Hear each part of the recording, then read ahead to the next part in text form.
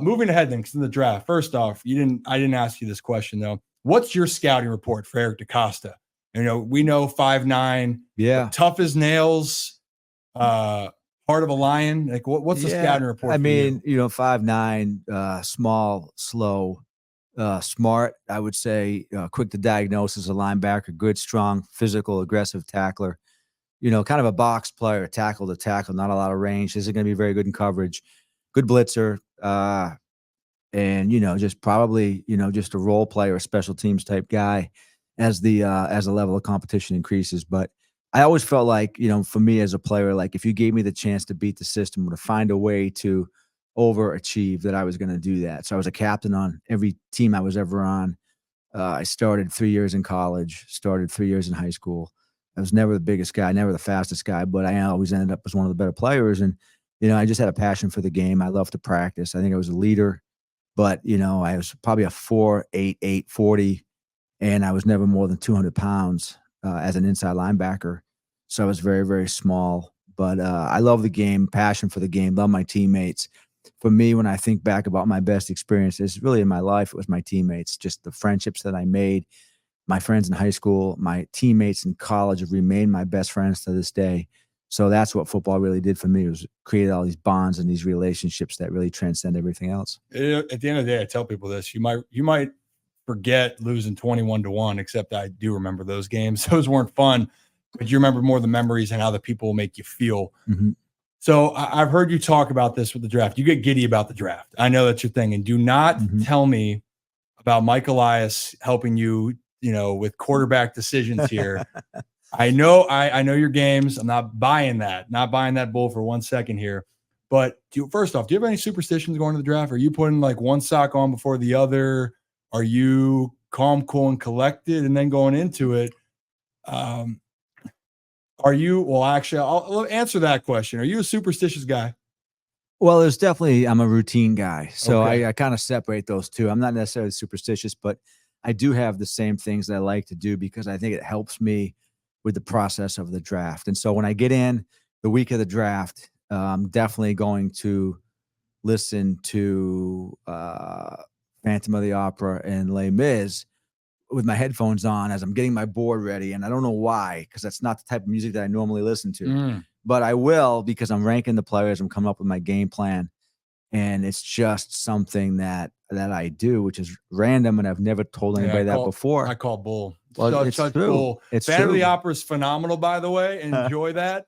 Do not insult me here with Phantom of the Opera. No, I mean it's true. So I do that. Look down, dun, dun, dun, Les Mis, and that's what I'm doing. I'm trying to come up with my list of 150 players, and then the game plan. So the game plan for me is what I'm going to do with every single pick. We're looking at the possible trades, which players we might trade away from, which players we might trade up for. And I try to craft it so that it accounts for every different potential possibility that could come up with every pick. And so I'm really proud of the fact that in 2008, we had I think it was the 6th pick, and we wanted Joe Flacco. And I had crafted a sheet. Now, I wasn't the GM at the time, obviously, but I had crafted our game plan that had what we would get from every team behind us picking. And the furthest we would go back was Jacksonville at pick 26. Jacksonville called to come up to get Derek Harvey. They gave us 2 third-round picks and a 4th-round pick. We went back to 26. We then traded from 26, and I had us potentially trading back up again with Houston. This is all before the draft. We traded with Houston to go up to get Flacco, and then we gave up a 3rd-round pick to do that. But then I told Steve, I said, Steve, we have the 44th pick in the 2nd round. I will only trade up from 26 to get Flacco if you allow me to trade 44 to go back, get that 3rd-round pick back, and get the same player. He goes, well, you won't get the same player back. And I said, yes, we will. So we traded from 44 to 58. We got Ray Rice, and we picked up a 3rd-round pick. So that was all listening to Les Mis. You know what? And Phantom both. I came up with that, listening to that music. So listen to that more often is what you're saying. Yeah, it totally just does something for the creative processes. Yeah. I like you. I do. And I there's a lot I'm learning here about this. You're funny. by the way. You're low key funny or high key funny. I'm not sure yet. But what I do love is this process, the overall thought process of this. This kind of, have you ever had a moment then with the draft where, draft day, I see Kevin Costner pulls out. It's like it was always Vontae Mack. In this case, a couple of years ago, when he was sitting there, was it always going to be Kyle Hamilton when a guy falls like that to a situation? Like you felt so confident that a player was going to fall in general. Yeah. Is that can't always be the case? Have you ever? Well, somebody always falls. Yeah. Somebody's always there. I mean, there's never been a draft where there wasn't a player to pick. So someone's always there. Now, some years you think you're going to get a guy and he's not there, and you get somebody else. He may end up being better than the guy you were going to take. I go back to the Ed Reed draft. We had the 24th pick, and we were going to take Napoleon Harris. He was 17th on our board. Ed Reed was 24th. Napoleon Harris got selected 23rd by the Oakland Raiders at the time. And it was like quiet and painful in our draft room because we were going to get the 17th best player.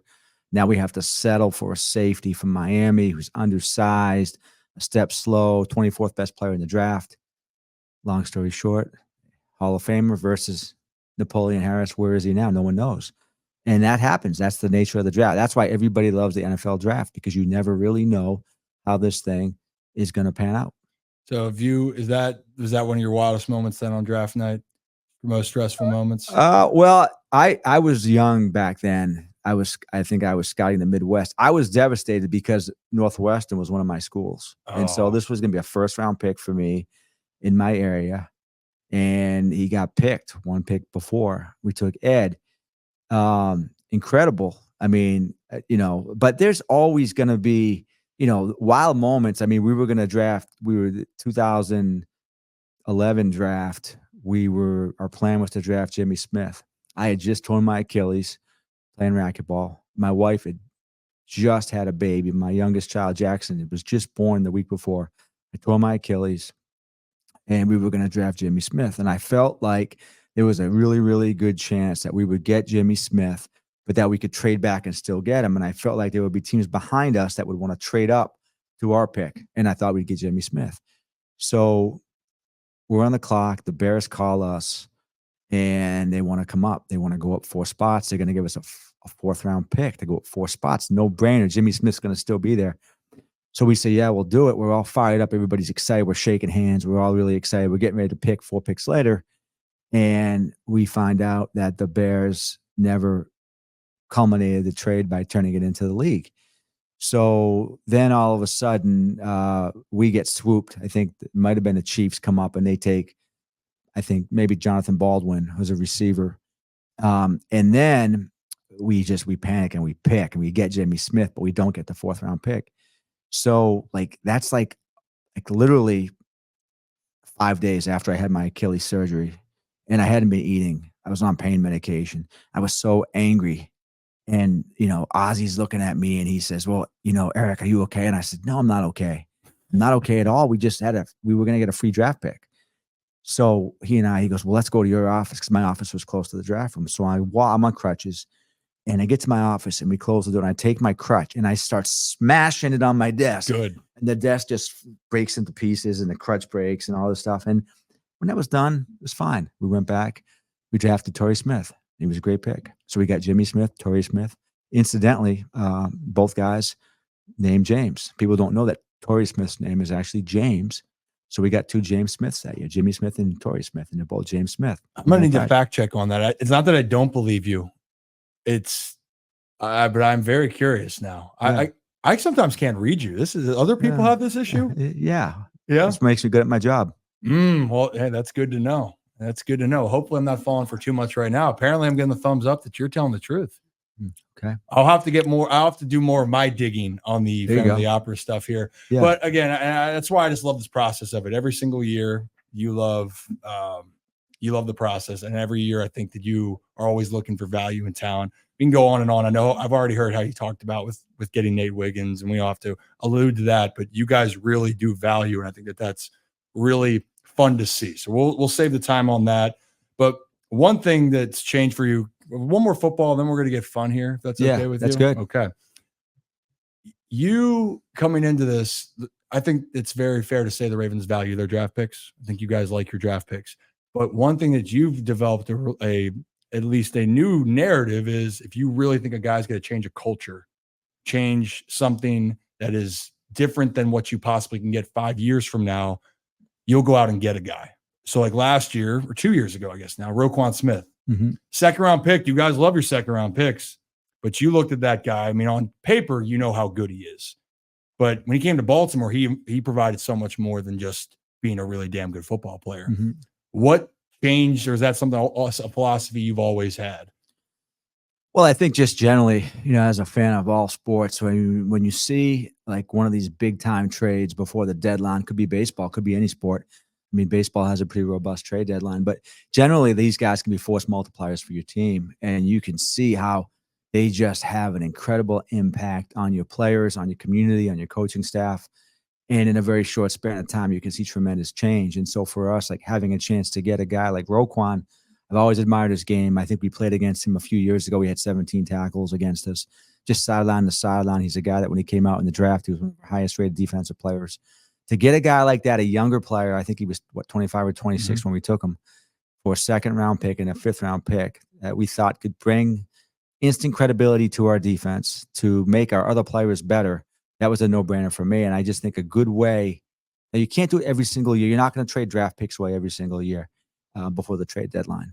But when you have the chance to do it for an elite guy, a guy that brings a certain swagger to the team, a chemistry with the other guys, a guy that the fans are going to love, a guy that can help make plays in critical situations, you got to do it. Yeah. Well, and I love that. I mean, that's the thing, is that's going outside of the, I don't want to say the analytics, but it kind of is. You got to take you already see all the information, but what else can this guy provide that you can't quantify in data? I tell this about people and special people. You say you saw that with Roquan where it had its effect. I'll stay with the Orioles in this case. I played with two players in my career where I had those like, oh crap moments. One was Juan Soto. The other was being around Gunnar Henderson. And you just knew that their effect and impact. I feel like Roquan's been one of those guys so far. We could say Lamar Jackson has had that effect as well, of just changing everything. That, yes, metrics can say one thing, but there's so much more to that than just seize the eye. So